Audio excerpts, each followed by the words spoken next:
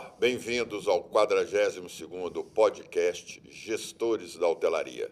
Estamos aqui na Rede Prime de Comunicação, que nos oferece essa estrutura técnica e humana para realizarmos esse programa semanalmente. Agradeço também à Federação Brasileira de Hospedagem e Alimentação, FBHA, e a Associação Brasileira da Indústria de Hotéis Minas Gerais, ABIH-MG. Quero aproveitar, antes de passar a palavra para um amigo e parceiro, Martin Van Sliels, dar as boas-vindas a todos aqueles turistas que estão chegando a Belo Horizonte para participar do Carnaval da Liberdade e aproveitar e parabenizar também o secretário de Cultura e Turismo de Minas Gerais e toda a sua equipe, Leônidas Oliveira, pela programação rica, diversificada, democrática, criada para o Carnaval de 2025 em toda Minas Gerais, em especial em Belo Horizonte. E também toda a equipe da Belotour também, que temos de lembrar, não é, que a Belotour desenvolveu um trabalho ao longo dos anos e vem desenvolvendo em prol não só de Belo Horizonte, do turismo de Belo Horizonte, bem em especial do Carnaval. Então, vocês, brasileiros, estrangeiros e mineiros do interior que estão chegando a Belo Horizonte, muito bem-vinda em nome da hotelaria belo-horizontina e tenham um bom carnaval.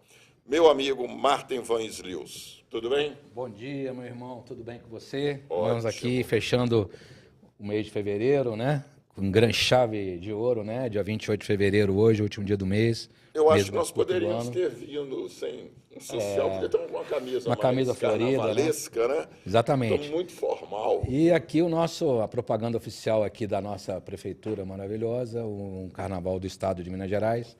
Venham todos mineirizar, como diz o slogan. Ou tranquilizar, né? Tem as duas opções, né? Quem é da folia e quem é da tranquilidade. Minas Gerais tem opções para quem gosta de carnaval festivo e para quem gosta de carnaval de tranquilidade. Isso. A natureza, né? Então temos para todos os gostos. Vai ser um sucesso.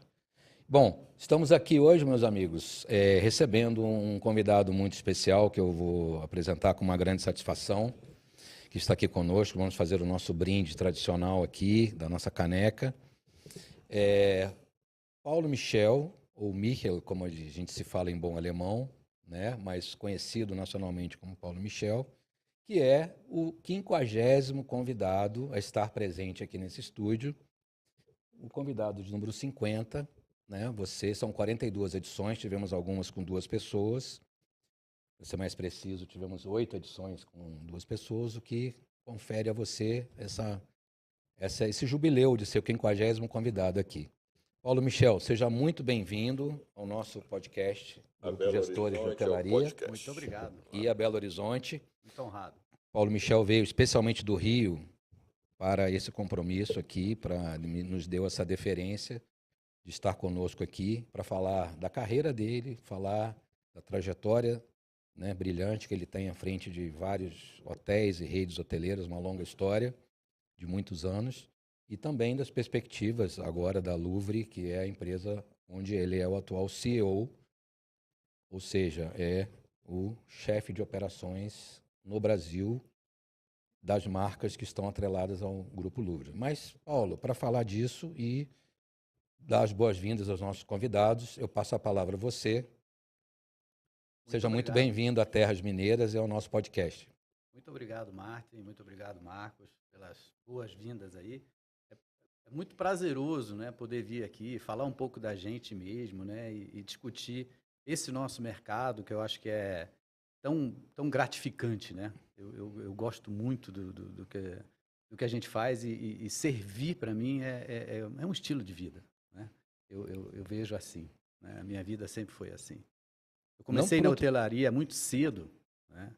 Comecei na hotelaria antes dos 18 anos.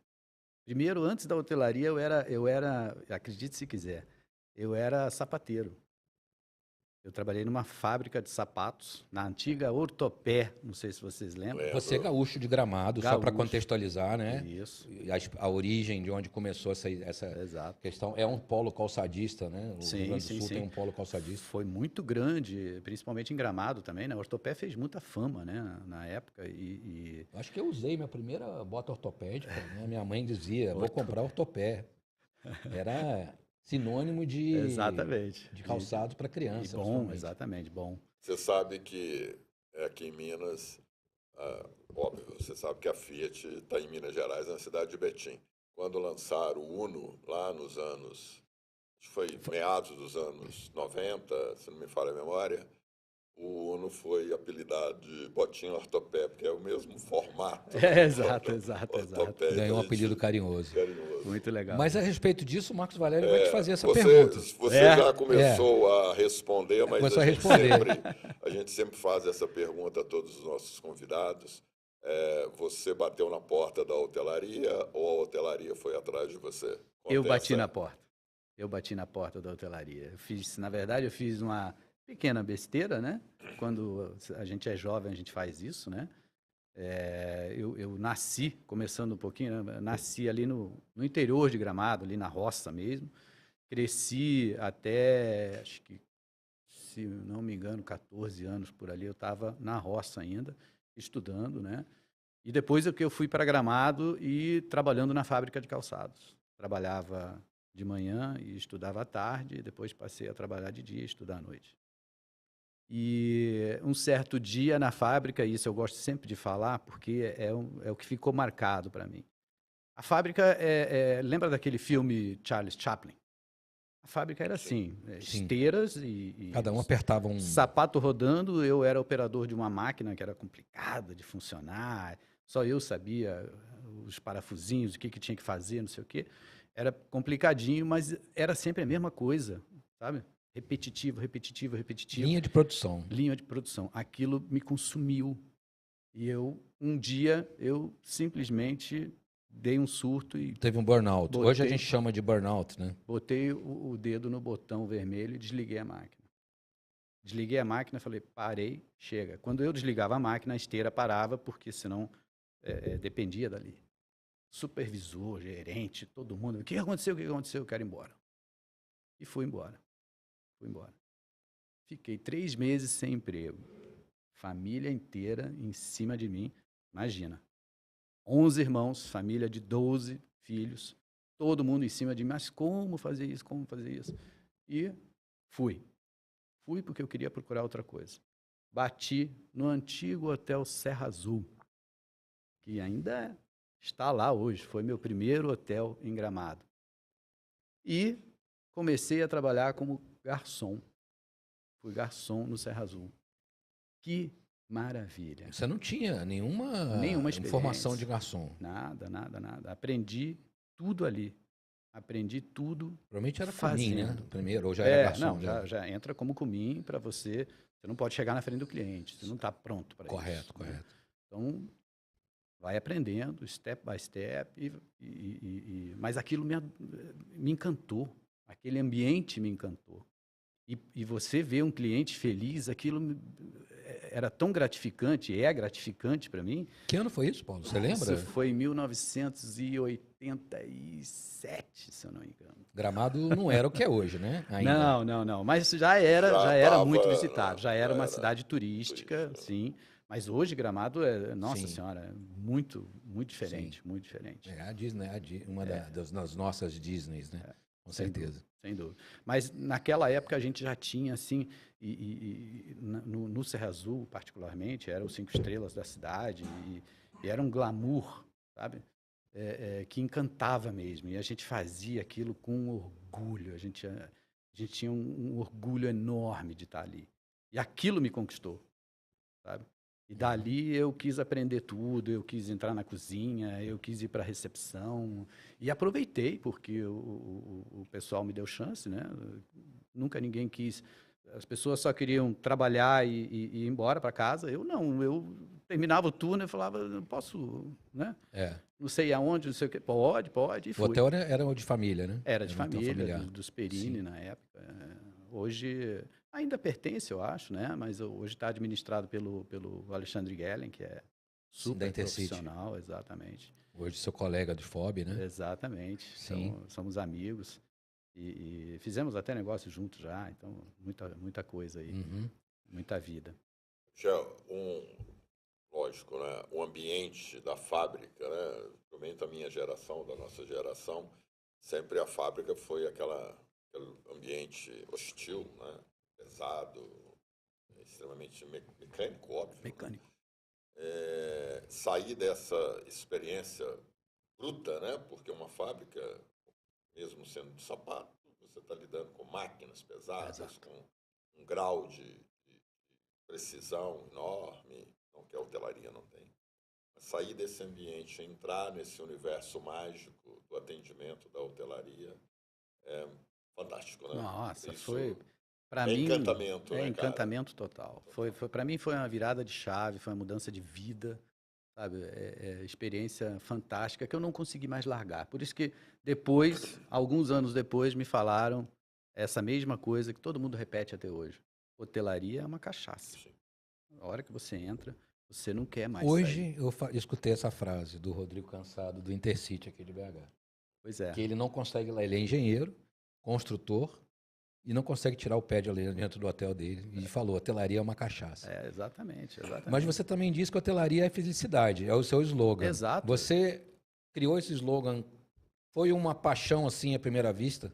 Quando você chegou na hotelaria, você já se identificou totalmente? De cara, eu me apaixonei, né? Pelo glamour, pelo ato de servir, mas eu ainda não reconhecia isso como algo que me trouxesse retorno, não financeiro, sabe? Um retorno de satisfação. E depois que eu realmente virei garçom, maître, gerente de alimentos e bebidas, né? Aprendi a cozinha e tudo, aí sim, aquilo me dava um sentimento de gratidão, de se sentir gratificado por você poder servir alguém e ver que o cliente está saindo feliz, sabe? Aquilo era tão confortante que eu dormia melhor à noite, né? E aquilo realmente foi o que me conquistou. E até hoje eu me sinto assim. Você queria, no primeiro momento, sair da fábrica, né? Sair desse ambiente. Por que especificamente a hotelaria e o hotel? Era Eu vou te falar, alguma Márcio, sugestão de alguém? Ou você já percebia a atividade hoteleira, uma cidade que... nada é óbvio, muito por acaso, né? sim. Eu acho que nada acontece por acaso. Sim. Tudo está muito ligado, tudo está muito previsto. Eu fiquei esses 3 meses desempregado e fui procurando. Gramado era uma cidade pequena, não tinha tanta oferta de trabalho na época. E a minha irmã, que na época trabalhava nas fábricas de chocolate, nas lojas de chocolate da Právia, ela ia no salão de cabeleireiro que era dentro do Hotel Serra Azul. E teve um dia que ela estava lá e ela me pediu para passar lá por algum motivo, para fazer alguma coisa para ela, já que eu estava parado. Passei lá e encontrei ela no salão. E quem estava fazendo o cabelo dela era a esposa do maître, do chefe de bares do Serra Azul. E ela, na hora, comentou com ela e a moça falou assim, vou chamar meu marido aqui. E chamou o marido dela, ele veio, conversou comigo e falou assim, traz um currículo seu aqui, que a gente vai ver o que a gente consegue fazer. Ou seja, desde aquela época que o AIB já vivia em busca de pessoas, mesmo sem experiência. Exatamente. É uma sina que nos acompanha até hoje. Né? Exato. Nós temos casos de pessoas que vêm das mais diversas áreas, chegam em uma empresa de hoteleira ou de recrutamento, fala assim, o que você faz? Aí você fala, eu sou isso, sou aquilo, sou das mais diversas atividades. Eu tenho posição aqui de garçom, você aceita? Seja como extra, seja como funcionário. E aí a pessoa nunca segurou uma bandeja e vai lá aprender, como você foi, né? Como cominha, assistente de garçom. Muito engraçadas, mas se eu lembrar vocês não fazem ideia. O primeiro maître que me ensinou no primeiro dia, ele, lógico, você não sabe manusear uma bandeja, né? Aí ele pegou uma bandeja, botou 2 tijolos em cima E essas coisas eu lembro, essas coisas que me marcam, né? Botou 2 tijolos em cima e falou: você vai até o final do corredor, no Serra Azul, e volta. Quem disse que tu aguenta? Não aguenta, não. Experimenta, quem não é garçom, botar 2 tijolos numa bandeja, carregando por 50 metros e trazer de volta. Aquilo passa a pesar quase 100 quilos. Né? E aí você aprende a ter segurança e tudo. E os mínimos detalhes, né? Exatamente, os mínimos detalhes do serviço vão começando por aí. Isso é bom você falar para nós valorizarmos, né? Quando um garçom passar entre as mesas com uma bandeja com 10, 12, 15 chopes sem uma gota tornar. Isso aí. Isso é muita prática, tá? Eu já me deparei com um servente de pedreiro atuando como garçom em um hotel carandiru em geral, e o rapaz estava assim, dava pena.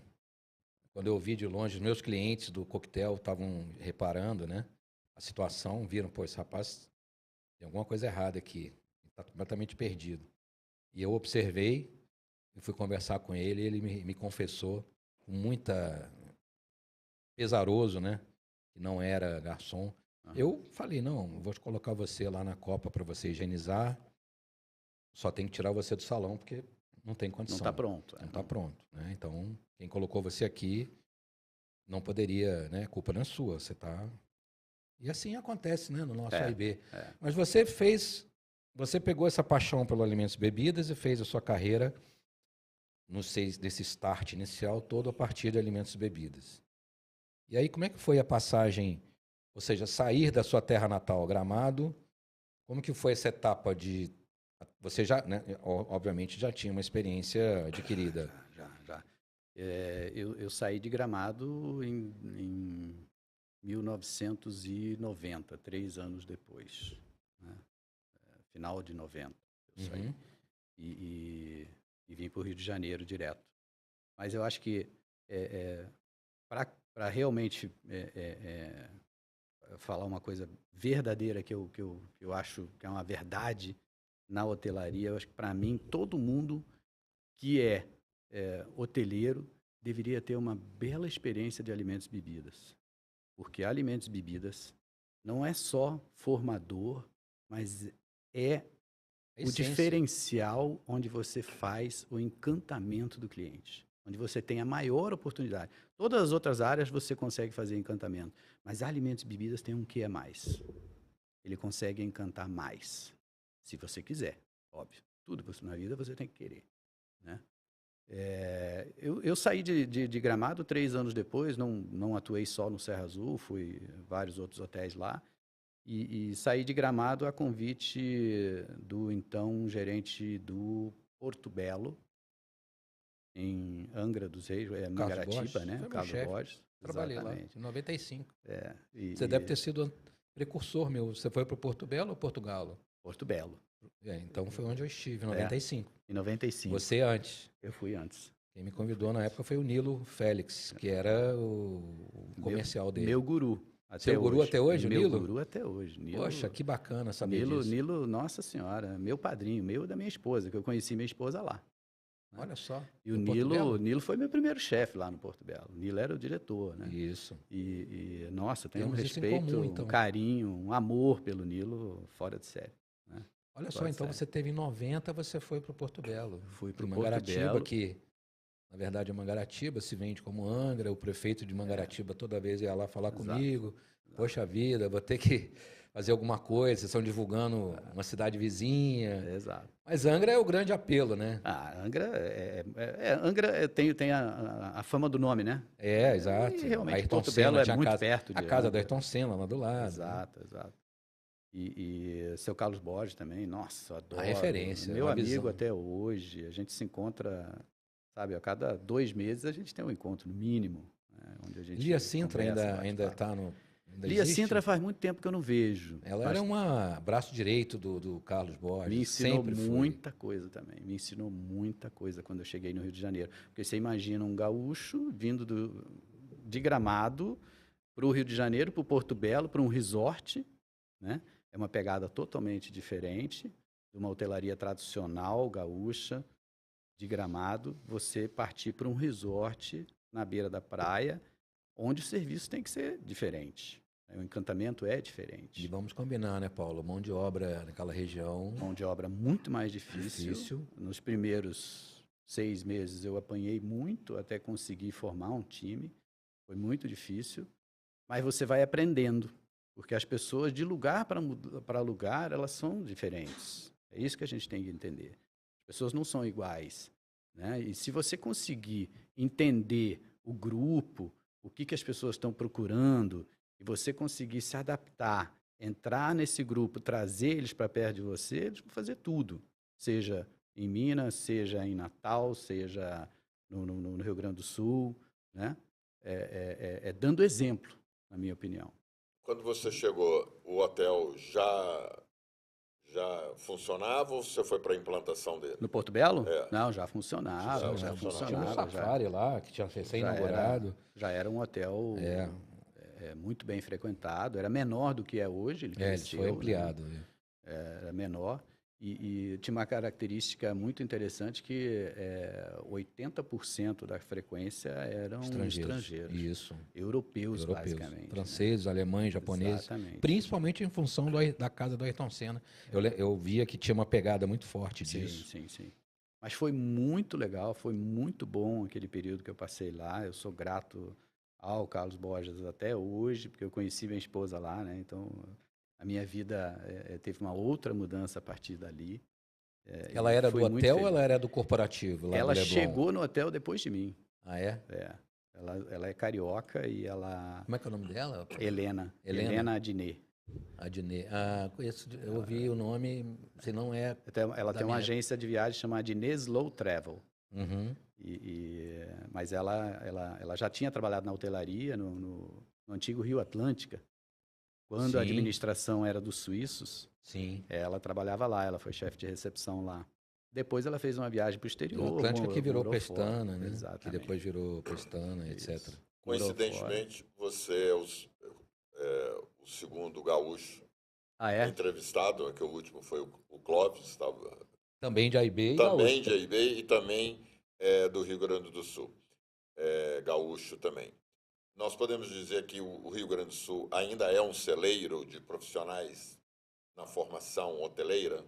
Eu entendo que sim, tá, Marcos? Porque no Rio Grande do Sul, apesar de que hoje o Gramado, principalmente, também cresceu muito, a mão de obra local de Gramado não dá mais conta, teve que importar muita mão de obra. Mas a formação ainda é muito rígida e o serviço é muito preciso. Porque o que acontece, na minha opinião, na maioria das cidades que crescem muito, não tem mão de obra suficiente, isso é um problema nacional. A gente precisa fazer alguma coisa a respeito nos próximos anos, ou a gente vai sofrer muito. Depois a gente vai falar um pouquinho sobre isso.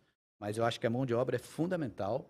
E o grande lance é que no Rio Grande do Sul, por a cobrança ser um pouquinho mais incisiva, mais forte. Cultura europeia, né? Exatamente. O serviço ele é mais rápido, mais preciso e as pessoas fazem além daquilo que elas são para aquilo que elas são contratadas. Então tem um diferencial no Rio Grande do Sul, sim. E o gaúcho adora ir para outros lugares. Todos os lugares onde eu já atuei no Brasil na hotelaria, eu me deparei e trabalhei com gaúchos e que se adaptam muito bem no Nordeste, no Centro-Oeste. Você vem em Brasília, Goiás, eu estive com gaúchos. Nordeste nem se fala, no gaúchos adoram ir para o Nordeste. Sim. Muito embora sofra um pouco com a cultura nordestina, um pouco na contramão dessa rigidez, né? do gaúcho. Não tem. Mas quando se adapta, se dá muito bem. Se dá muito bem. Se dá muito bem. E tem que se adaptar. Um dos maiores valores que eu tenho na vida é adaptabilidade. Tem que se adaptar a qualquer situação, né? A qualquer lugar, a qualquer equipe. Você tem que se adaptar à sua equipe, né? E ninguém faz nada sozinho, não. Bom, aí você, fazendo uma passagem aí de 90 pela rede, o grupo Porto Belo, né? Porto Hotel, na época. Lembro até que tivemos o trem de prata quando eu estava lá em 95. Eu fiz a primeira viagem do trem de prata. Você? Eu montei aquele serviço de alimentos e bebidas lá, em 1990. Que bacana. Foi muito legal aquela viagem, muito interessante. Marcos Valério, trem de prata era um trem-hotel que foi colocado no mercado para fazer o trecho Rio-São Paulo, pegando o antigo projeto do trem em Veracruz. E foi um projeto pessoal, onde o Carlos Borges colocou muito recurso e muito empenho para aquilo ali funcionar. Muito empenho. E a gente fez bonito, viu? A gente fez muito bonito. E aí, por questões de rede ferroviária, atrasos, a locomotiva não era dele, né? Enfim, a logística no Brasil não favorece. Não deu certo. Deu certo. Exatamente. Mas o projeto, o conceito era fantástico. Exato. E aí você segue para qual? Aí a gente, como eu casei, né, com a Helena, e aí a gente resolveu sair do resort, porque resort, quando você mora dentro... eu morei lá também, é terrível. 24 horas. 24 horas. Então tem prazo de validade. Para você trabalhar em resort, na minha opinião, tem prazo de validade, porque senão o profissional também ele cai o rendimento, ele acaba caindo o rendimento, porque 24 horas à disposição não é natural para ninguém. E aí a gente foi para o Rio de Janeiro e eu fui para Luxor Hotéis. Nossa, caro, foi uma experiência fantástica também, com Viváqua, Mário Aju, essa turma daquela época. Admar Braga, Walter Ribas, que era o proprietário. Walter Ribas, o Walter, exatamente. Eu trabalhei no Luxor Regente. Nós seguimos caminhos muito parecidos, né? A hotelaria é assim, eu acho que a hotelaria é assim. O Regente na Atlântica, não é? Na Atlântica. Hoje é o Grand Mercure. Isso. Nós tínhamos dois na Atlântica, o Luxor Copacabana, muita gente confundia, e o Luxor Regente. Às vezes até um hóspede de um ia para o outro. E o Leme, né? O do Leme já não era tão confundido o Regente, assim. Ele tá mais... O Regente é lá posto 5. O Regente é posto 5, exatamente. Copacabana é mais no começo. Isso. Eu tenho uma foto com a minha filha retirada, que na época, no Merit, nós tínhamos uma permuta com o Lux. Então, eu usava muito o hotel, e eles, quando precisavam, obviamente, usavam aqui em Belo Horizonte o Merit. Eu tenho uma foto de carnaval com minha filha, que eu tenho com um grande carinho. Normalmente, não sei se os hotéis ainda fazem isso, mas no caso tinha... Bota fantasia, na recepção, tinha uma fantasia para você botar o rosto em frente. Fazem, claro. Então, essa foto eu gosto com muito carinho. Você chegou a conhecer, esteve no Luxor de Ipatinga? Claro. Era interessante. Claro. Passei uma temporada lá, porque eu me lembro que eu fui tirar férias da gerente geral lá. Era Rosa Maria, gerente geral, e ela saiu 30 dias de férias. Hoje não existe mais isso, né? Você não vê gerente tirar 30 dias de férias. Ela tirou 30 dias de férias e eu passei 30 dias em Ipatinga. Foi uma experiência diferente. Você viu o maior isqueiro do mundo, né? Exatamente. Acabou que os meninos comprou esse hotel e transformou numa casa de hóspedes, né? Anos depois. Nem soube o que ela comprou a própria Minas, né? Mesmo. Ela que era moda. Ela que era o cliente principal. Ela mandava, disse que até o cardápio. Eu me lembro. O prédio era dela. O prédio era dela, mas eu me lembro que até quando eu estava aqui em Belo Horizonte, eu fui lá e a gerente do hotel, acho até que era ela, falou: olha, até os nossos cardápios tem que ter a logomarca Luxor e do lado tem que ter da Uzi Minas. Porque ela era dona do prédio. Ela era dona do prédio. Isso. A gente administrava. E realmente foi uma experiência diferente, mas interessante. Mas a Luxor, sem dúvida, é uma escola de hotelaria de rede brasileira. Para mim, eu que vim de rede americana, quando pisei na Luxor, eu senti assim uma diferença imediata, né? Essa coisa. Eu vou te falar, Martin, hoje em dia eu já conheci muitas redes e muito manual de operação de rede, muita estruturação de serviço e tudo. E quando eu olho para trás, o que a gente tinha lá na Luxor, nós éramos muito organizados, tá? Nós éramos muito organizados. Nós tínhamos manual de normas e procedimentos lá em 1900 e alguma coisinha. Sem dúvida. Era muito bem estruturado. Eu escrevi aquele manual de operações Walter inteirinho, eu e Mário Aju. Nós fizemos isso, levou acho que 1 ano para a gente escrever tudo, mas nos mínimos detalhes. E não era eletrônico, não era online, não, tá? Eram books. books enormes da governança, books enormes de alimentos. Datilografado, né? Na época, a Exatamente. rede priorizava gerentes gerais portugueses e de idade já que seria hoje 50 a mais, né? O meu era o seu Antônio, Seu Antônio. andava com guarda-chuvinha embaixo do braço, Exato. 7 Com horas. chuva ou sem chuva? Não, com tava qualquer lá. tempo. Ele morava em algum lugar próximo do hotel, ninguém sabia onde, porque ele não dizia. 7 bola-bola, ele descia do elevador, 7 bola-bola, né? 7 em ponto. Abria o elevador, passava na recepção, fazia a mesma pergunta todos os dias. Muita procura.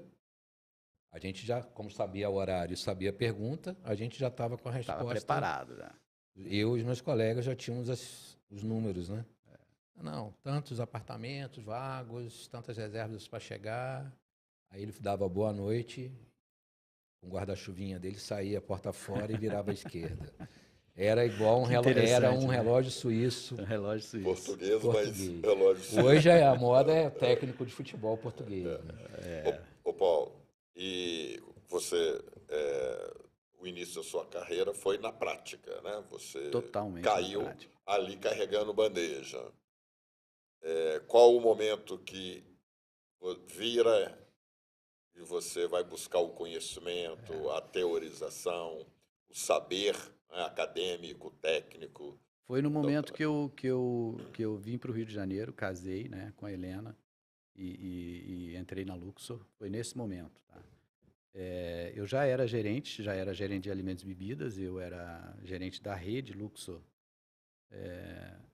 para o alimentos e bebidas e fiz coisas muito interessantes lá, reformulando cardápio, serviço dos hotéis.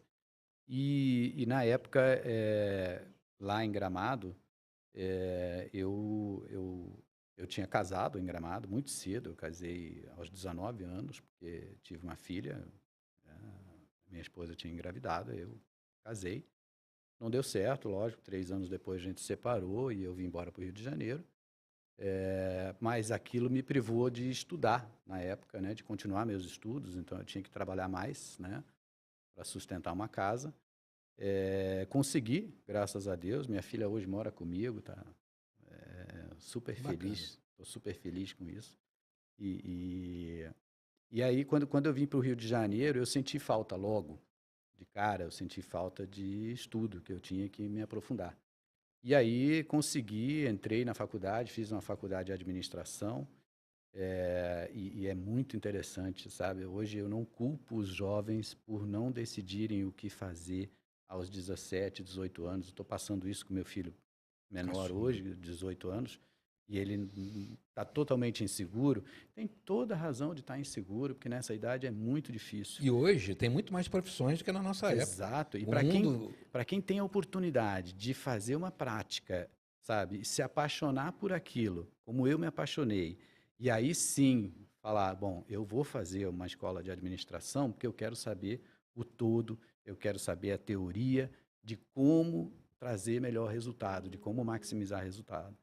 Aí fiz a escola de administração, me formei na Cândido Mendes e, em seguida, engatei numa especialização em hospitalidade. E foi o primeiro curso de hospitalidade internacional que a Estácio lançou lá no Rio de Janeiro. As aulas eram todos os sábados no Marriott, ali no subsolo do Marriott, o sábado inteiro. Minha esposa quase se separou de mim por causa disso, né? Porque termina a faculdade, que já são 5 anos, né?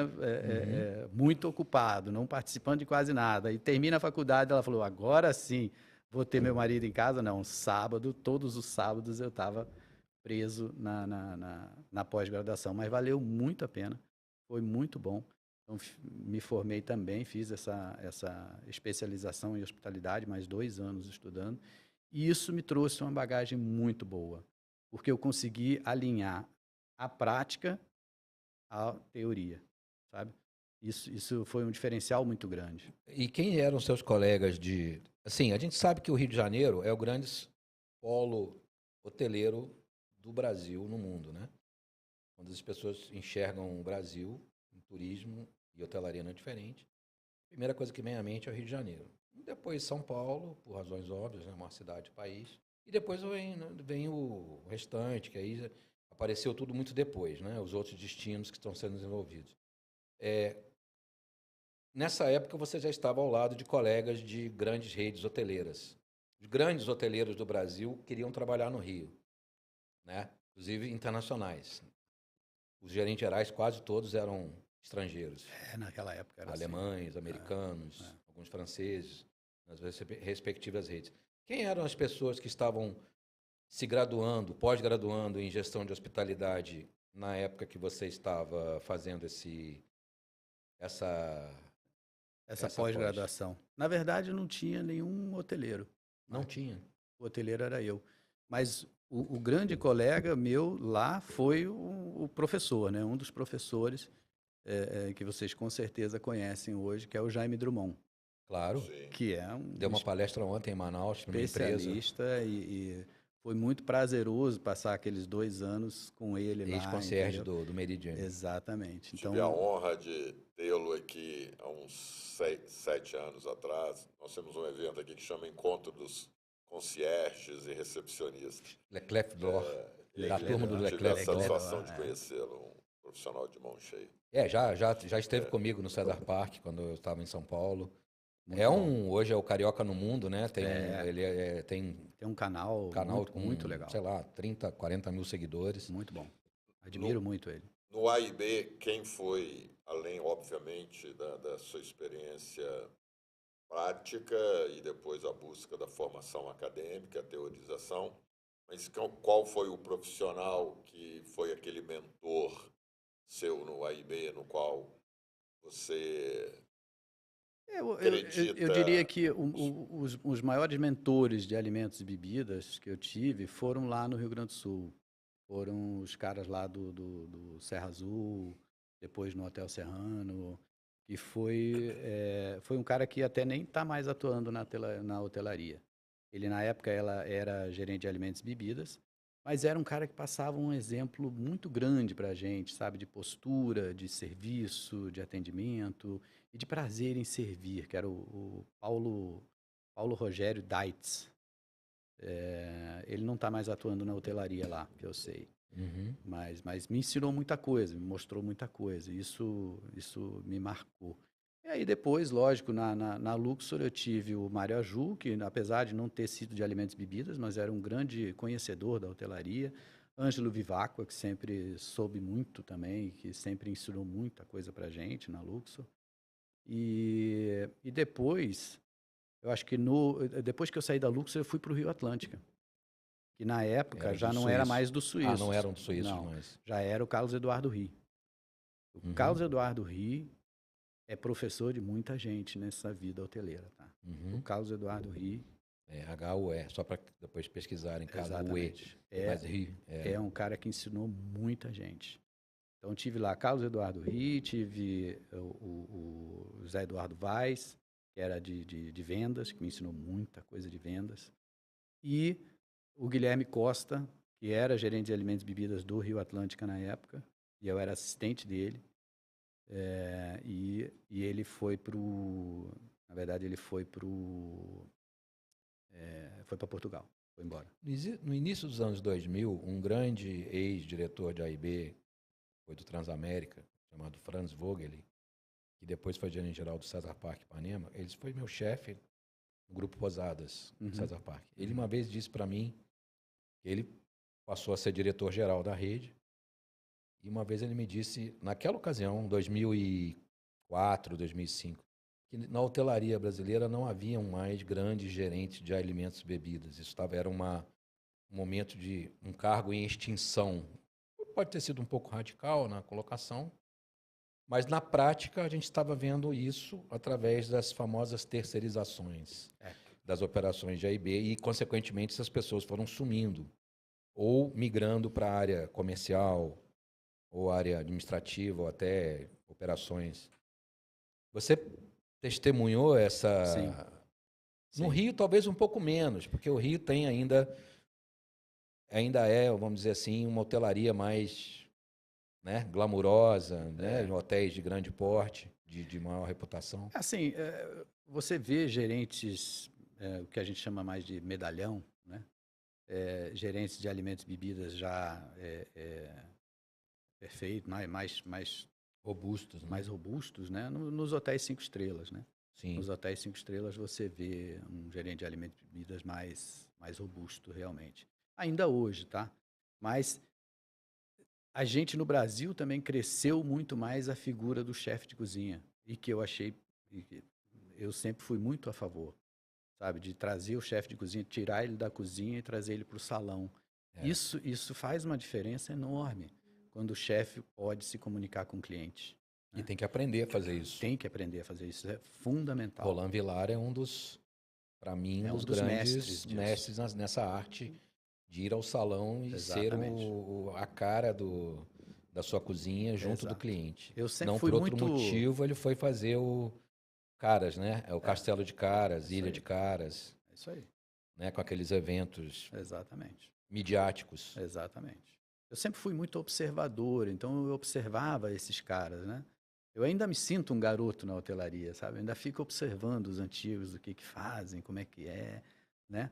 Para ver, né? Porque a gente sempre aprende, Uhum. né? Até com as pessoas novas que estão chegando, tem muita gente nova muito boa chegando, mas muito boa, sabe? Muito bem intencionada, cheia de gás, cheia de vontade, cheia de realmente de querer trazer experiências novas. Isso é fantástico, Muito sabe? embora queiram uma carreira mais meteórica do que na nossa época, né? É porque os jovens são mais imediatistas, né? Querem É. resultado imediato, não são como a gente que investe tempo, sabe que daqui a pouco o resultado virá. Né? Você atribui isso a hoje a dificuldade que a hotelaria passa e outros setores também em não só captar, como reter os talentos? Exato. A gente precisa crescer muito nisso. Eu acho que não passa só por simplesmente criar escolas de treinamento, sabe? Porque o treinamento ele pode até ser dado internamente e que funciona muito bem, como antigamente sempre foi assim. Né? Que a gente treinava as pessoas antes de começar a trabalhar, antes de ir para o salão. Hoje, raramente você vê isso. As pessoas são contratadas e imediatamente são jogadas no salão porque você não tem. On the job. Exatamente. São treinados on the job. Antigamente a gente tinha uma semana antes de adaptação, de treinamento, de conversa, para depois poder entrar, não só no salão, como em qualquer departamento do hotel. Era assim, né? Mas o que a gente precisa entender é que a hotelaria mudou, o cliente mudou e o colaborador também mudou, né? Os valores são diferentes. A qualidade de vida é muito mais valorizada hoje em dia, principalmente pós-pandemia. Perfeito. Então as pessoas querem ter o seu tempo livre, querem ter um pouco mais de descanso, querem viver um pouco mais também, né? Curtir a família, curtir os amigos. E isso não é só no alto escalão, gerente de alimentos e bebidas ou a governanta, não, todos os colaboradores. E isso é uma coisa que na nossa rede, por exemplo, a gente já começou a implantar e tem dado muito certo. Não se consegue 100% do hotel, mas boa parte consegue-se fazer uma escala 5x2, ao invés do 6x1. A retenção hoje passa diretamente por isso. Exatamente. 2 dias de folga. Criar condições. Você imagina, as pessoas que vêm trabalhar, muitas vezes levam 3, 4 horas para chegar e 3, 4 horas para voltar. Que tempo que elas têm em casa? Que tempo que elas têm para a família? No dia de folga vai fazer o quê? Não tem tempo para nada, não tem tempo para curtir nada. Tem muita obrigação para fazer no dia de folga. Né? Então, 2 dias de folga é muito melhor. É, sim, um veículo de retenção. Isso me parece caminho sem volta, né, Paulo? Exato. Na hotelaria, inclusive. Na hotelaria, inclusive. E se você for Estados Unidos, então, isso já é há muito tempo. Né? Ou seja, cabe a nós da hotelaria, e aí aos gestores, etc., e as redes, enfim, simplesmente entenderem isso, que está por trás do que pensa o trabalhador, e se adaptar a isso e tentar transformar isso em algo, como você falou, não é possível fazer com todos, por enquanto, mas fazer com aquelas equipes, com aqueles departamentos que for possível. E, na medida do possível, ir introduzindo isso para os demais. O administrativo já sempre foi assim. Sempre foi assim. Né? Então, na operação, é fazer essa transição. E não tem como, na minha opinião, lutar contra isso. É uma questão de fazer com que as coisas se adaptem. E às vezes muitas pessoas que estão me ouvindo aqui podem estar falando assim, poxa, mas isso é impossível. Gente, se debruça sobre as escalas, estuda, porque dá certo. Dá para fazer. E quando dá para fazer, é maravilhoso o retorno. Tá? As pessoas vão trabalhar com muito mais prazer. O engajamento é muito maior. Comprometimento vem meteoricamente. Você falou de 3 mudanças, né? A mudança do consumidor, no nosso caso, o hóspede. Você falou da mudança do colaborador e a mudança na administração hoteleira. Dos 3, o que menos aprimorou, o que menos atinge as demandas contemporâneas é a administração hoteleira. Sem dúvida, Marco. Sem dúvida, a administração precisa evoluir. E a administração, ela, óbvio que tem que focar em resultado, em maximizar o resultado e manter, né, a propriedade. Esse é o fundamental. Não adianta você focar numa coisa só, se focar no resultado, ótimo, você vai dar resultado, mas por quanto tempo? Né? Uma hora o ativo estressa. Você não pode estressar o ativo. Você tem que ter certeza de que você está mantendo a propriedade. Você está manutentando a propriedade. Isso é muito importante, porque o valor está ali, o ativo está ali, e ele tem seu valor, ele não pode perder valor, muito pelo contrário, ele tem que ganhar valor. E não é só gerando o resultado que ele ganha valor. Né? É por vários fatores. Não só a manutenção propriamente dita, física, mas também o posicionamento dele no mercado, sabe? O posicionamento dele em relação à vizinhança, o que ele contribui dentro da sua comunidade. Tudo isso faz parte na valorização do ativo. E isso precisa ser mais observado. Né? A gente não entrou ainda na questão da minha experiência de ABIH, mas isso foi muito interessante quando eu peguei o interior do Rio de Janeiro e consegui fazer um trabalho maravilhoso, na minha opinião, durante a pandemia. Né? Nós fizemos coisas assim que antes Você não foi eram presidente da imaginadas. BHRJ por 2 biênios, correto? Isso. De 18 a 22. Não, foi de 20 a 24. De 20 a 24. Isso, Ou seja, você 20 a entrou 24. quase que junto com a pandemia, né? Junto com a pandemia. E saiu, né? Eu entrei como presidente da BIH e entrou a pandemia. Foi um Deus nos acuda, né? Em qualquer lugar foi isso, em todo o Brasil foi isso. Mas a gente montou uma rede e graças a Deus a BIH do Rio de Janeiro foi sempre muito bem estruturada, tem um time maravilhoso atuando diariamente na BIH, né?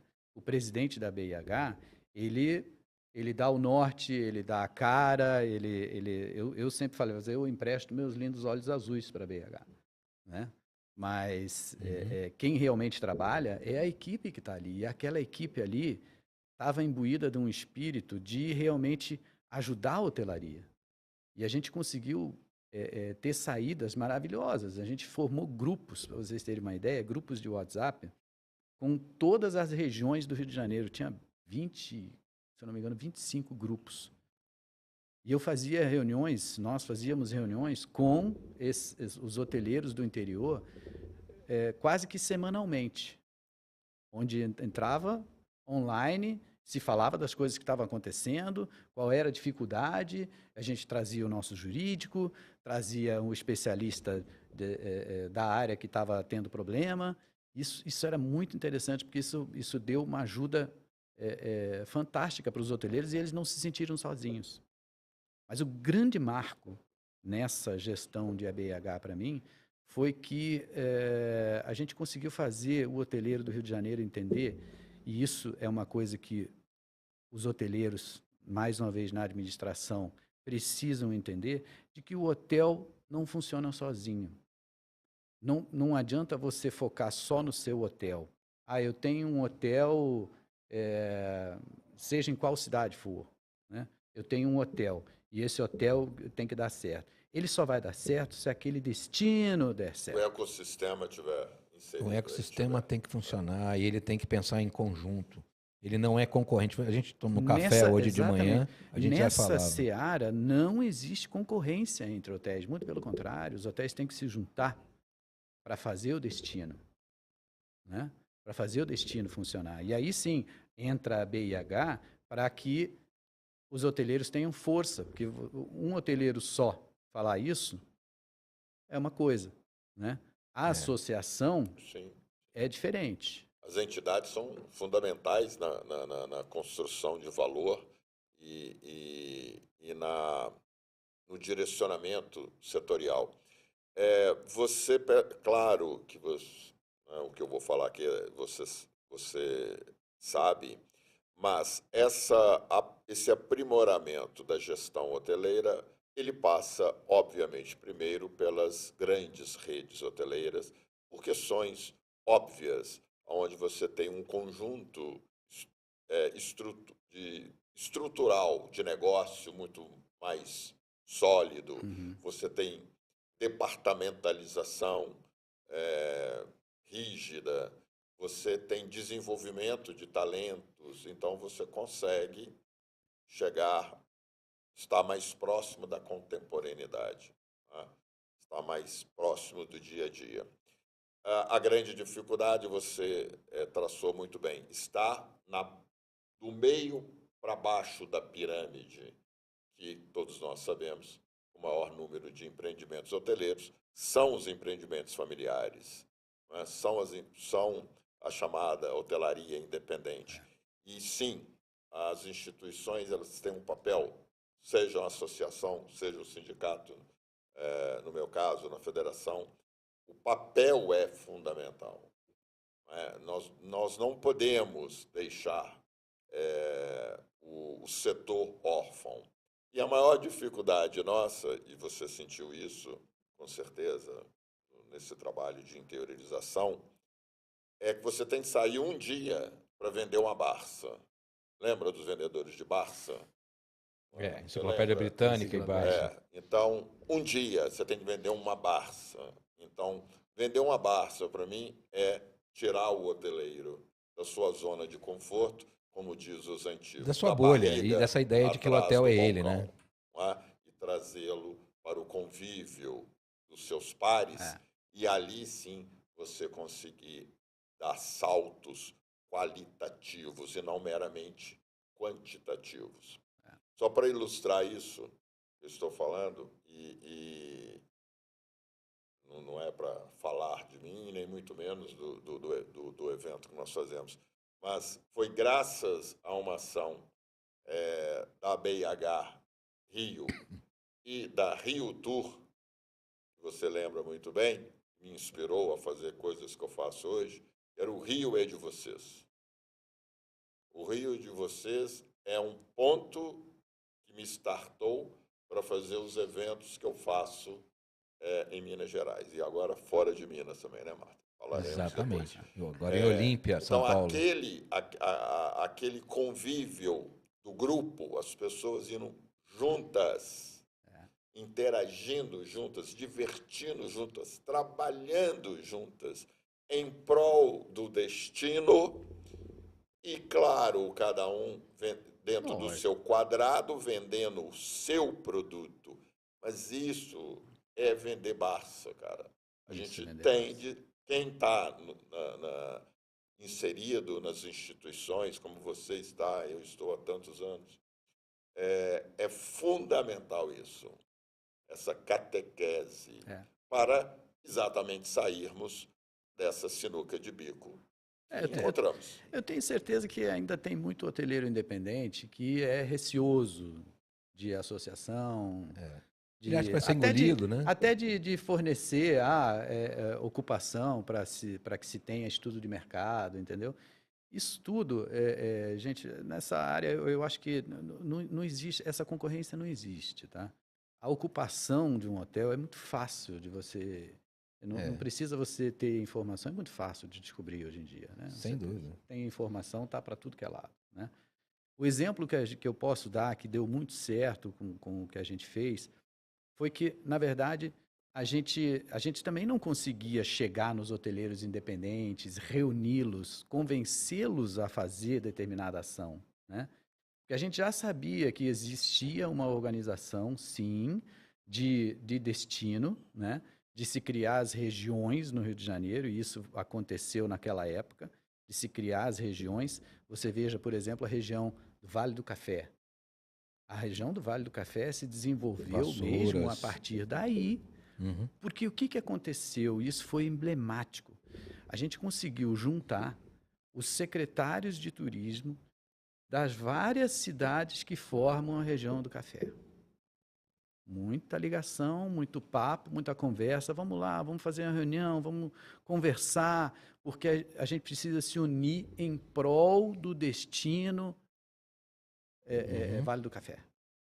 E depois que a gente mostrou o que isso poderia trazer para todos, eles entenderam e os hoteleiros viram dali nascer uma oportunidade e se juntaram. Seropédica, Miguel Pereira, Vassouras, né? Todos esses municípios ali Se você ao vê longo da hoje, Rio Bahia. exatamente, se você vê hoje e comparar com 10 anos atrás, as regiões do Rio de Janeiro estão muito mais desenvolvidas em relação à hospitalidade, sem sombra de dúvida. Não só na qualidade de serviço, na qualidade de produto, mas com ocupações mais altas, com diárias médias mais altas, com retornos muito melhores, sabe? Porque realmente viram o que a União pode fazer. Não é só açúcar, né? Não é só Não açúcar. é só açúcar. Contextualizar, Paulo, o Rio é de vocês, que foi o Nilo Sérgio é um Nilo dos Sérgio, grandes... padrinho, exato. E a gente vai falar agora, eu queria abrir um parênteses para falar de Álvaro Bezerra de Mello, que é um dos padrinhos do Rio de vocês, né, onde você atuou. Sim. Mas só para dizer que o Rio de vocês criou um filhote aqui em BH. Em 2001 nós criamos o BH Vai Até Você. Não acho que foi uma imitação. Seu nome é só Parabéns, parecido. eu acho que é isso. Nós fomos ao Rio, São Paulo e Brasília. Marcos Valério é contemporâneo dessa ação. Inclusive no Rio, o evento foi no Rio Otom, Copacabana. E aí eu queria aproveitar e abrir um parênteses, antes de a gente falar da Louvre Hotéis, onde você está hoje, e falar dos hotéis, a gente vai ter a apresentação dos hotéis e do conceito. Eu queria abrir uma falazinha sua, que antecedeu a sua presidência na BH, quando você foi diretor da Hotéis Otom. Assim dizia, né? Gostava de dizer o célebre Dr. Álvaro, né? Hotéis Otom. E sediado no Rio de Janeiro, né? Ali em Copacabana, onde você foi diretor-geral da... Isso foi uma experiência... Aliás, até vou colocar minha cordinha aqui. Né? Funcional, né? Como quando fui gerente-geral aqui muito do bem, BH Otom. Uma vez Otom, sempre Otom. Uma vez Otom, sempre Otom, né? Aqui eu carregava meu crachá, né? É uma lembrança maravilhosa. Você sabe que eu tenho tudo, né? Tem toalha, tem mesmo. toalha, eu tenho caneta. Tenho folder, tenho eu tenho estoque. até hoje também. E hoje, Paulo, todo mundo, a pergunta que não quer calar no mercado de Belo Horizonte, quando que o BH Otom vai reabrir? Claro que não como Otom, mas como hotel, quiçá seja novamente hotel, né? Quem sabe, o Otom é uma rede fantástica, sempre foi uma rede fantástica, né? Por que Sim. não reabrir como Otom? Por que não? Está aí colocado a possibilidade. O desafio está lançado, né? Por que não? É um ícone de Belo Horizonte. E como foi A passagem por Hotéis Otom foi fantástica, esplendorosa. Foi na verdade, minha primeira atuação como diretor, né, geral, de uma rede de hotéis.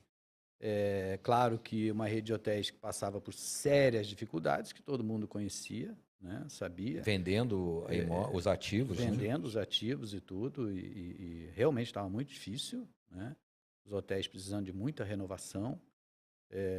Consegui atuar 2 anos lá e consegui estruturar muita coisa, consegui melhorar muita coisa, tanto que hoje a empresa continua, claro, em RJ, né, em recuperação judicial, mas continua atuando e eu continuo acompanhando os passos, né, da empresa, porque considero como um dos meus filhos também, né, porque criei Sim. muita coisa lá. Então, fico muito feliz com o que está acontecendo hoje, porque quando eu saí, eu deixei um caminho, deixei um plano de negócio para o conselho e falei, olha, se vocês fizerem isso, isso e isso, a probabilidade de dar mais certo é grande. E eu me lembro exatamente do plano, porque eu vejo hoje, o que está acontecendo hoje é exatamente o que eu tinha colocado ali. Então, que bom, né? A gente fica feliz quando vê que as pessoas confiam em você e continuam fazendo. E está dando certo, está dando certo. Eu acho que O Conselho de Administração, no caso, Conselho de né? Administração, Que o é trabalho composto está... por pessoas da família Pessoas da Bezerra de família. Mello. Isso. Lá tinha um conselhão e conselhinho, né? Antigamente. Existiam 2 conselhos, um consultivo e um deliberativo. Ainda era assim na minha época, tá? Ainda era assim, né? Você pegou o doutor Álvaro vivo. Não, Não, infelizmente não. Infelizmente já não. depois. Já tinha. Mas a conviveu marca com dele, ele. a marca dele está por todo lado.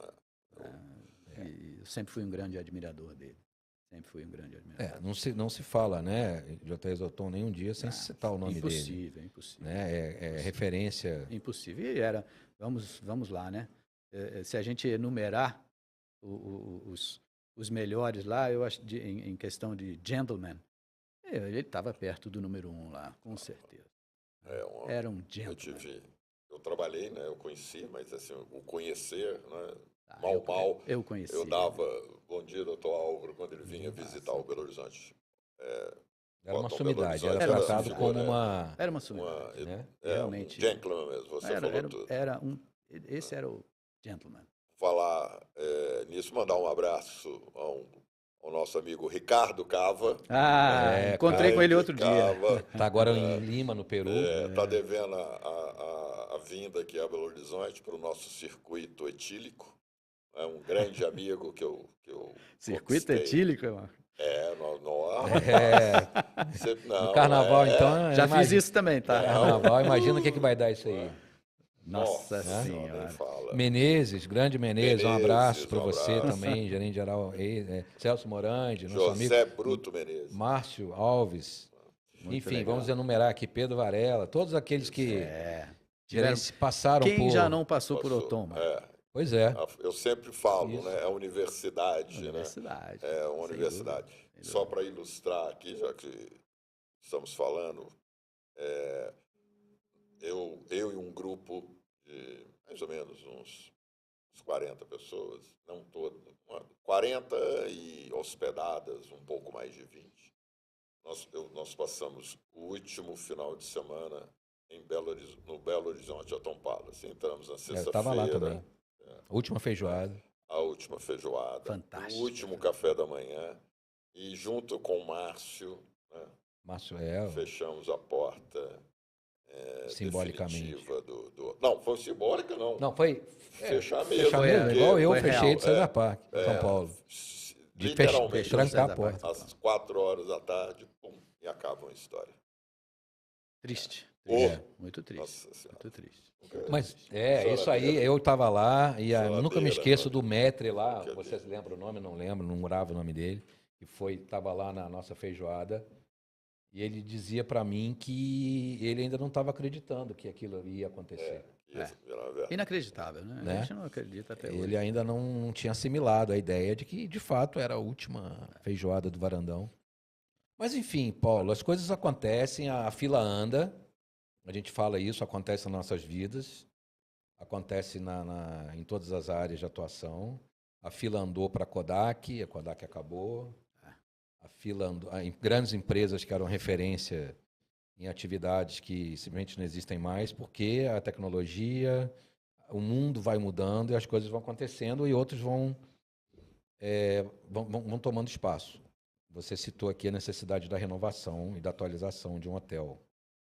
E hoje, para a gente falar do momento atual, você está na Louvre, que é um grupo hoteleiro francês, com capital, né, de outros países, né, também com capital chinês no grupo Yinjiang. Você pode falar um pouquinho disso? Uhum. Eu queria pedir para o João passar, enquanto a gente fala, a apresentação com os hotéis Golden Tulip, Royal Tulip e Tulipin, que representam hoje o portfólio da Louvre no Brasil. Enquanto isso, nós vamos falando.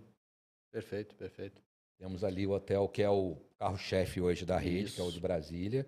Aliás, manda um abraço para o Rafaelo, que é o gerente geral, que é contemporâneo, é nosso conterrâneo. Lá temos dois, né? Royal e Golden. O Royal e Golden. Lá em Brasília. O Rafael é o gerente geral e ele era aqui controller do Mercury Lourdes. Aqui é mineiro, né? É mineiro, é colega nosso. Mineiro. Um abraço para você, Rafael.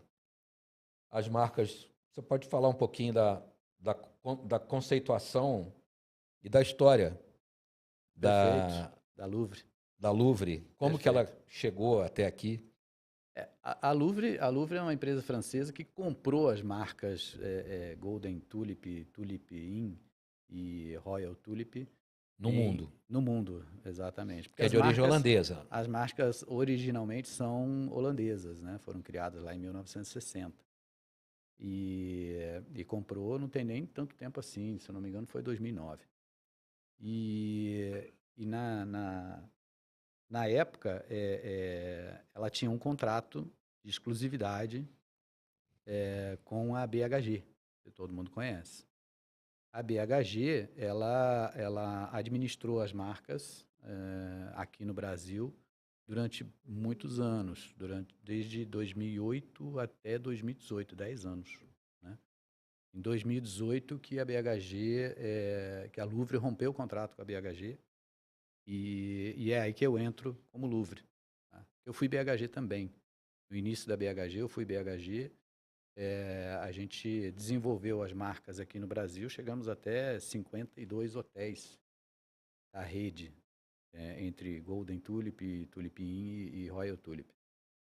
E sempre junto com o Peter, que é o... Peter van Vosvader, que é holandês, que mora no Rio. Isso, que sempre foi... Mas a Soft Inn vocês criaram no Brasil. A Soft Inn... Não, ela veio da Solari. Isso, ela veio da Solari, porque na época a BHG comprou as operações da Solari e a Solari tinha essa marca Soft Inn, a gente comprou... Se interessou por ela. Se interessou por ela, na época já de BHG, né? E só continuando a história para entender, porque eu tive esse período BHG até 2016. 2016 eu saí e fui para Othon, né? E saí de Othon em 2018 a convite da Louvre, porque a Louvre estava quebrando o contrato com a BHG e queria passar a fazer a gestão das suas marcas aqui no Brasil, ela mesma, a Louvre francesa. E aí me chamou para fazer um plano de negócios, eu e o Peter, e fizemos esse plano de negócio e estamos aqui até hoje, crescendo a rede e novamente querendo retomar, chegar nos 40, 50 hotéis. Hoje o portfólio é de quantos hotéis? Hoje nós temos 15 em operação. Em 2018, quando a gente assumiu, eram 12. Temos 15 em operação, 2 que já estão para abrir agora. Em pipeline 2. Um está abrindo o mês que vem. Onde é? Em Alagoinhas, na Alagoinha, Bahia. Passou ali na apresentação, em Belém, né? Não, é Bahia. Na Bahia, Alagoinha, Bahia, na Bahia. Alagoinhas. Alagoinhas. Uma hora de Salvador. É muito pertinho. E o próximo em julho, que vai abrir em Canela, é um Golden Tulip. Esse já está também prestes a abrir.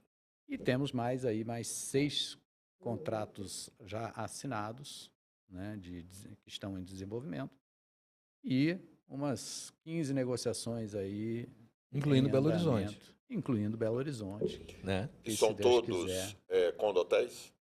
Não, tem franquias ou tem ativo franquias da Louvre? Não, nós somos totalmente asset light. Então, a gente não tem ativo nenhum. A gente só faz a administração ou faz o licenciamento da bandeira. Né?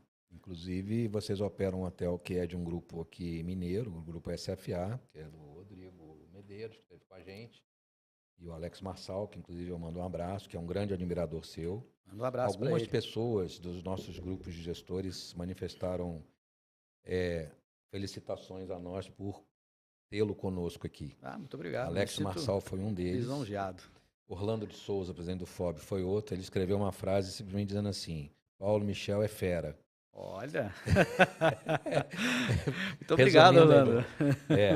Então, o Grupo SFA é proprietário do hotel de Campos dos Goytacazes, né, na região norte fluminense, região canavieira, tem um pouco relação com petróleo lá, Macaé. É um tulipim maravilhoso.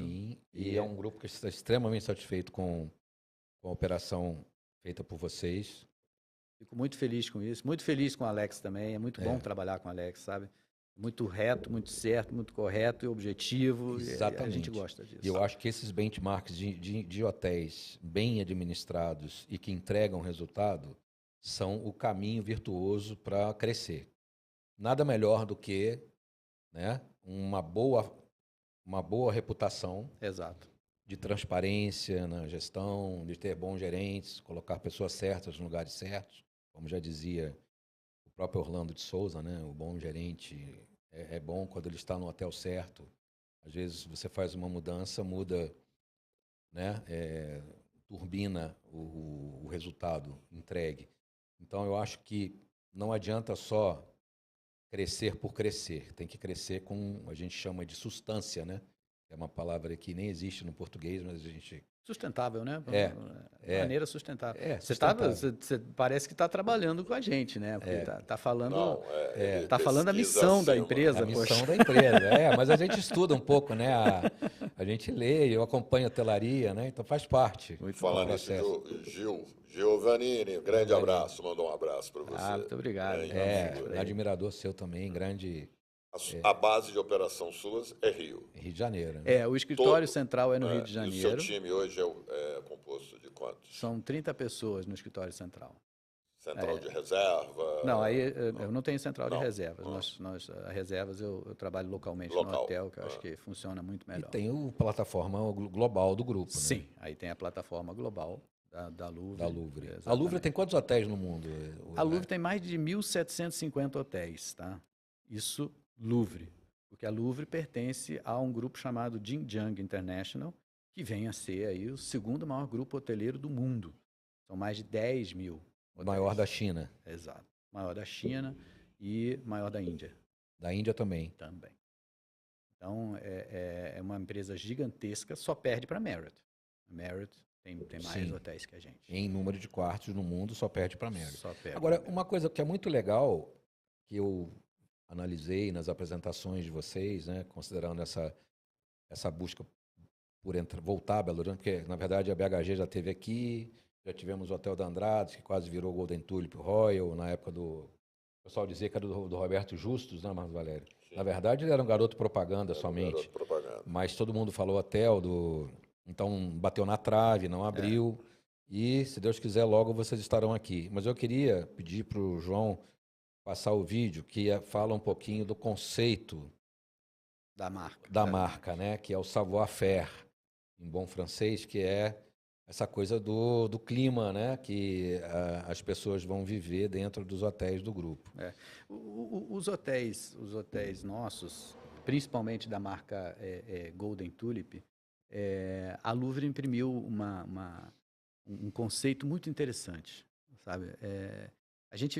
Nós que já somos um pouquinho mais antigos, né? A gente lembra da hotelaria muito tradicional, né? Muito quadrada, mantendo até um certo distanciamento do cliente, né? A gente tinha isso muito como respeito do cliente e que, na verdade, hoje em dia, o cliente não quer isso. O cliente procura a experiência. Ele quer experiência, ele quer algo genuíno, ele quer algo autêntico, ele quer ser servido por uma pessoa igual a ele. Ele quer se sentir igual, né? E para isso ele precisa interagir. Precisa interagir. Então, hoje em dia, o colaborador tem que ser treinado para isso. Tem que ser treinado para a interação. E tem que ser estimulado a isso. E a Golden Tulip estimulou isso muito bem, criou um conceito de marca onde a hotelaria pretende proporcionar um ambiente tão preparado para viagens a negócios como lazer. E essa junção trouxe a ideia de quebrar o gelo, sabe? E como é que se quebra o gelo, né? Porque a dificuldade, às vezes, e quando a gente trocou isso com os colaboradores, de que eles tinham que interagir mais, mas como é que eu vou fazer isso sem ser invasivo? Sem me meter, vou me meter na conversa do cliente, como é que eu vou fazer isso, né? Então, uma coisa, um detalhezinho pequeno que faz toda a diferença, né? Introduziu-se um crachá, onde nesse crachá o colaborador podia escolher o que ele queria escrever, né? Alguma característica, algum detalhe, algum savoir-faire dele, né? Por exemplo, se o cara gosta muito de cinema, futebol, ele fala futebol. né? Gosta muito de futebol, mas ele tem que estar seguro de que ele pode conversar com o cara sobre futebol, entender do campeonato nacional, entender da Champions League, saber tudo de futebol para poder conversar com a pessoa que está chegando. Que às vezes é um executivo que está estressado, chega na recepção para fazer o check-in ali, está já esperando para fazer o check-in, aí ele olha o crachá, normalmente, né, a gente olha o crachá da pessoa para a gente pelo menos chamar pelo nome, né? E aí você vê o nome da pessoa e logo abaixo você vê Corinthians. Aí o cara é de São Paulo, é santista, aí ele já vai, né, no mínimo dizer assim, questionar. No mínimo questionar. Corinthians. Aí já abriu um pronto, diálogo. Abriu a conversa. Aí acontece a interação e cada vez que ele se encontra com esse hóspede pelo hotel, rola uma brincadeira, rola uma interação. E o que isso causa no hóspede?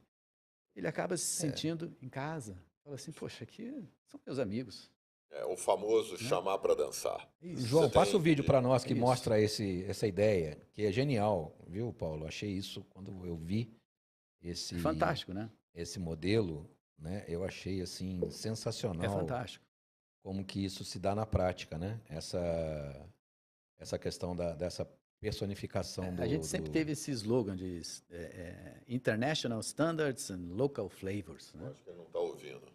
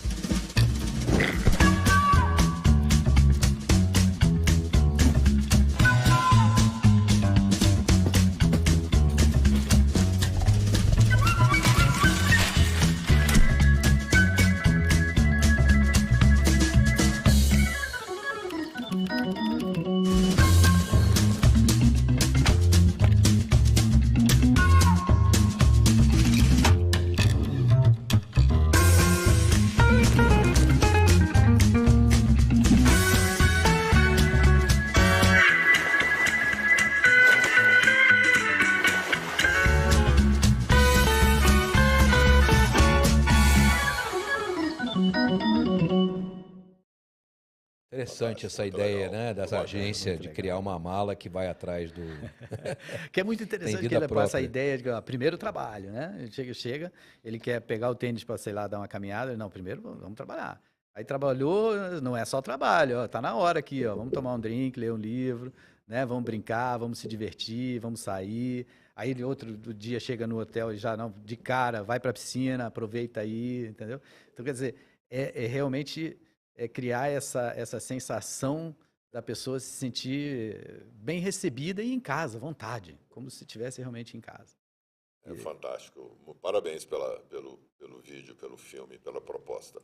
Infelizmente, nós estamos chegamos ao final. Poxa, que pena. Tanta coisa. Extremamente. Tanto assunto. Eu te falei que 70 minutos era pouco. Né, voa. Né? Já realmente. Temos aí obviamente, cumprir o nosso compromisso aqui do tempo. Quero... João, se eu puder engatilhar também o vídeo do Encontro da Hotelaria. Eu não sei se você é do seu conhecimento, nós temos aqui em Minas Gerais o Encontro da Hotelaria Mineira, que até ontem tinha essa denominação, Encontro da Hotelaria Mineira. Um evento que iniciamos em 2006, mais ou menos, e que ele tem uma característica única que o difere dos outros eventos do setor, que ele é itinerante. Ele começou em Belo Horizonte, várias edições foram feitas aqui, mas desde a minha ida para a federação, me proporcionou interiorizá-lo. Então, ele já passou por 16 cidades de Minas Gerais, cidades históricas como Ouro Preto, e cidades de negócios como Montes Claros, Juiz de Fora, Uberlândia, cidades híbridas, né, que tem o turismo de negócio e o turismo de lazer.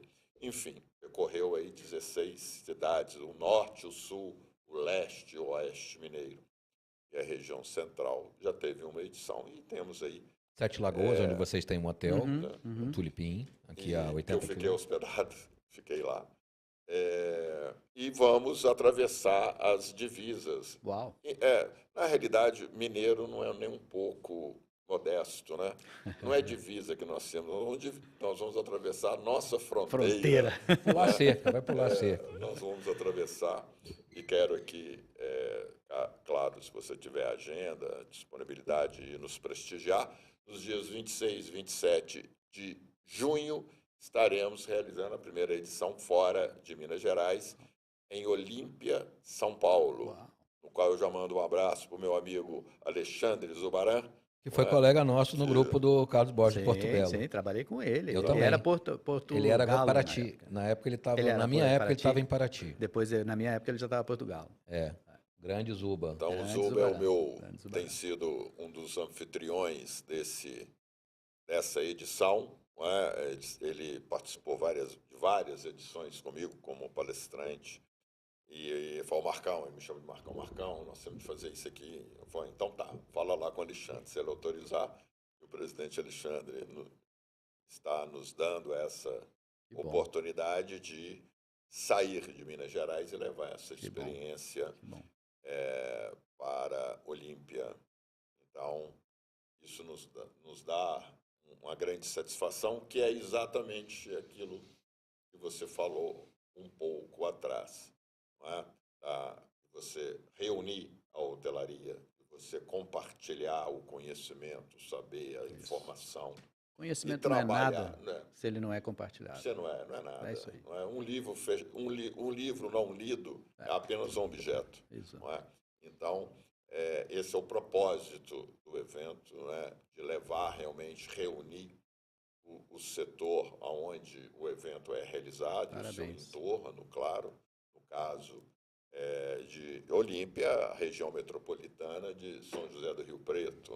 Então, vamos ter ali um grande momento, mais uma alfinete que a gente coloca no mapa agora, não só no mapa de Minas, mas no mapa do Brasil, no São Paulo. Muito bom. Chegamos ao final.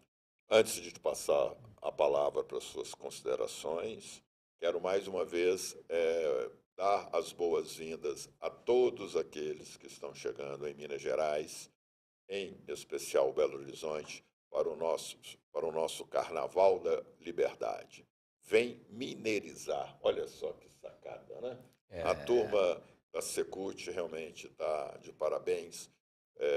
O secretário, toda a sua equipe, Patrícia, subsecretária, por essa programação diversificada, rica, democrática. Quem quiser a folia tem, quem quiser a tranquilidade tem cultura, tem festa, tem tudo. Então, nós renascemos com o Carnaval em Minas Gerais, em especial em Belo Horizonte, que talvez há uns 15 anos atrás, nós estaríamos iniciando essa sexta-feira com uma média de 20% de ocupação, quando chegava isso, tá? E hoje, graças a Deus, e graças ao trabalho de muitas pessoas, os nossos hotéis estão com ocupação elevada, alta. Eu vou te falar, então, só de você falar Carnaval Mineiro, dá vontade, né? Porque mineiro tem um jeitinho especial, fora a gastronomia, que é espetacular. Sim. Aí, por falar nisso, na gastronomia, como a IB, você cozinha? Como é que é na cozinha? Aí você pega no meu fraco, porque cozinha eu adoro. Olha. Então... Eu gosto demais. Eu cozinho, se eu poderia, eu fazia todo dia. né? Mas se eu pudesse, eu faria todo dia. Quase faço todo dia. Mas final de semana, não tem um final de semana que eu não receba várias pessoas. E eu faço de tudo, tá? Eu Bom, gosto então nós vamos mesmo. nos convidar para um final de semana desse. Casal Será um Paulo, prazer Paulo e recebê-los, Helena, será um Paulo e prazer Helena recebê-los. vão estar em boa prazer. companhia, vamos Com fazer, né? A certeza. gente leva alguns ingredientes, Nós olha, levamos os ingredientes. queijo canastra. Churrasco, então, Churrasco Opa, gaúcho, falou, acabou. gaúcho, bom churrasco. Suas considerações e mais uma vez Pode, obrigado. por favor, que por estar você aqui. quiser falar que possa ter faltado aí, você está à disposição. não, eu não vou falar mais, porque senão vocês não vão me chamar de novo. Eu quero ser chamado novamente, né? Sim. Então, eu Será? quero só agradecer, porque foi um prazer estar com vocês, bater esse papo amigo aqui e dar os parabéns para vocês por essa iniciativa de levar a informação, de conseguir atingir mais pessoas, né? Com o saber de vocês, com o que vocês sabem, trazendo pessoas que podem trazer exemplos, porque nesse mundo nada, pouco se cria, né? Tudo se copia, né? Mas tem que ter a chance de copiar, tem que conseguir saber, tem que saber entender, né? E vocês estão levando informação para todos, né? Esse trabalho de reunião dos hoteleiros, fundamental, parabéns, excelente ação, seja fora de Minas. Eu acho que Minas tem que cacarejar para fora, sabe, promover Minas, porque Minas, gente, Minas é berço do Brasil, é fantástico. Então tem muita coisa. O Brasil tem muita coisa. O Brasil né? começou em Minas, né? A independência toda começou aqui, Pois na é, história. pois é. Né? Foi o grande berço da nação como nação soberana, né? Tem um apelo muito forte para os brasileiros, pode ter certeza. E eu tenho certeza que vocês já estão usufruindo com as ocupações aí de turismo nacional, que está em alta e, na minha opinião, vai continuar em alta, porque a gente está fazendo trabalho fantástico interno, todos os estados estão se movimentando, todo mundo tem seus diferenciais, suas características, e vocês, com certeza, estão aí no topo, principalmente com o trabalho feito aqui. Parabéns. Paulo, muito legal. Os nossos colegas gestores mandaram várias mensagens aqui dizendo que estão ansiosos pela chegada da Louvre a Belo Horizonte. Em especial, vocês já estão em Minas, né? Obviamente, Sete Lagoas, mas outras cidades estão de braços abertos e vários aqui estão ansiosos pela possibilidade de atuarem pela Louvre, né? E depois a gente detalha aqui, mas é uma referência que todos têm das marcas que são muito conhecidas, né? Tem uma identificação muito grande, né, com o mercado de hotelaria. Essa marca Tulip, né, Golden Royal, esteve tão próximo de estar aqui. E agora, se Deus quiser, merece. E com a nossa ajuda, com a nossa atuação, de certa forma influenciando, né, também algumas possibilidades de conversão, vamos plantar fincar pé aqui também. Excelente. E em breve, e aí uma razão para você vai estar aqui mais vezes e aí vamos conversar novamente. Pronto. Para você acabar de contar a história que é rica, né? E tão grande na hotelaria. Foi muito bom, Paulo, ter você aqui conosco, ter se dedicado aí essa sexta-feira, véspera de carnaval, para vir a Belo Horizonte. Um prazer. E retorna hoje ainda para o Rio, a tempo de aproveitar o carnaval carioca. Descansar, né? E descansar um pouquinho. Mas outros hoteleiros vão estar com a mão na massa, né? Com todos, né? Todos eles, né? Quantos carnavais nós trabalhamos? Nossa, eu no Rio. Senhora. Uma loucura. Muitos. Muito obrigado por sua presença. Agradeço o nosso público pela nossa audiência. Estaremos aqui na próxima edição do nosso podcast Gestores de Hotelaria. Vamos anunciar o próximo convidado. Já deixando aqui, né, como já foi dito antes, em breve estará conosco aqui ninguém menos do que Tieko Aoki, CEO da Blue Tree, fundadora da Blue Tree e dama número 1 da nossa hotelaria, reconhecida. Sem dúvida. Eu diria que a Tieko Aoki é mais ou menos o Dr. Álvaro de Saias. É verdade. Equivale, dentro da nossa história da hotelaria, né, ao Dr. Álvaro de Saias. Então, ela estará conosco aí nessa cadeira. Muito bom. Para falar também da história dela e de tudo que ela contribuiu e contribui ainda como referência para o nosso setor. Muito obrigado a todos pela audiência, um ótimo carnaval. Festa para quem quer festa, descanso para quem quer descanso, vai ter para todo mundo. Muito obrigado e até a próxima.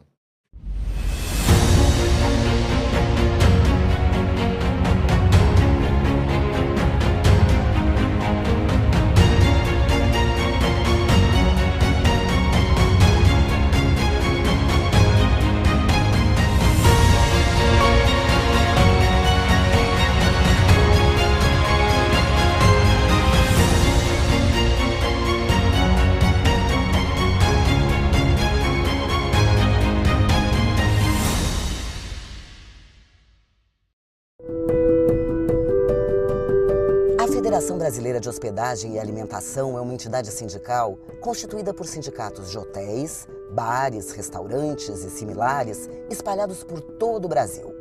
Desde 1955, cuida e representa os interesses dessas categorias e hoje compõe a pirâmide sindical da Confederação Nacional do Comércio de Bens, Serviços e Turismo, CNC.